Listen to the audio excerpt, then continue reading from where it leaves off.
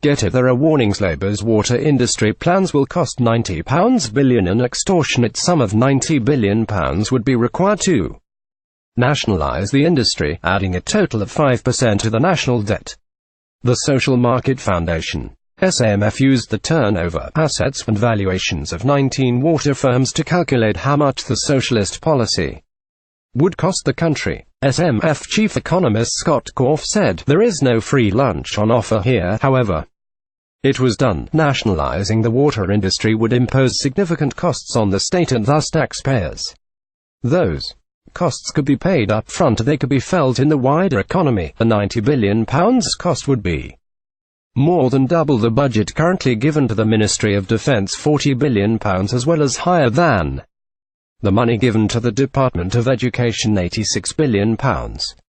In last year's general election, the Labour Party unveiled a proudly socialist manifesto that pledged to nationalise not only the water industry but also the energy network, the railways, and the Royal Mail. The Centre for Policy Studies has estimated that the upfront cost for implementing the whole of Mr. Corbyn's nationalisation plan would be at least £176 billion. Thursday, June 8, 2017. How has the election panned out for the four main parties? The move was expected to cost the equivalent of £6,471 per household. SMF warned that if the water companies were issued a compulsory purchase order at a lower price than the market value, pension holders and water industry workers would be badly affected.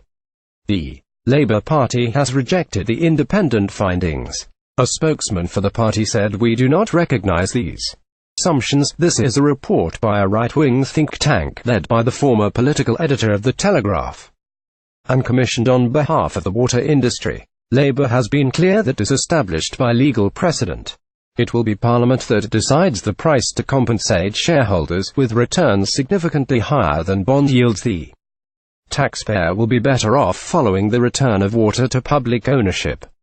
The new information comes after the Taxpayers Alliance warned in November that Mr. Corbyn's manifesto would cost the UK £330 billion in just a single 5-year term and would leave the country with £270 billion in debt interest alone.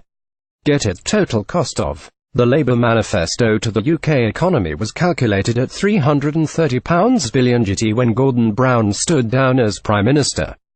UK debt had soared to £1,011 billion. The UK already has £1.8 trillion in national debts to pay off. In the findings suggested Labour would borrow an extra £330 billion in a single parliamentary term rather than focusing on paying the money back. The Taxpayers Alliance also suggested debt interest payments would add up to more than £270 billion based on the current interest rates.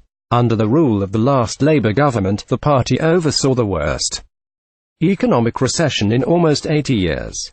During the years in charge then, the Labour Party racked up massive debts for the country. By the time the party left office in 2010, the UK debt had soared to £1,011 billion, the equivalent of 76% of GDP.